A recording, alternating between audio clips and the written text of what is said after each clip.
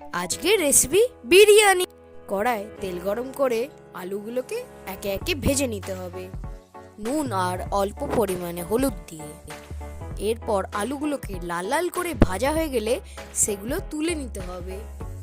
এরপর কড়ায় কিছুটা সাদা তেল দিয়ে পেঁয়াজগুলোকে ভালো করে ভেজে বেরেস্তা তৈরি করে নিতে হবে। এরপর কড়াই সর্ষের তেল দিয়ে জিরে ফোড়ন দিয়ে মাংসটাকে ভালো করে ভেজে নিতে হবে।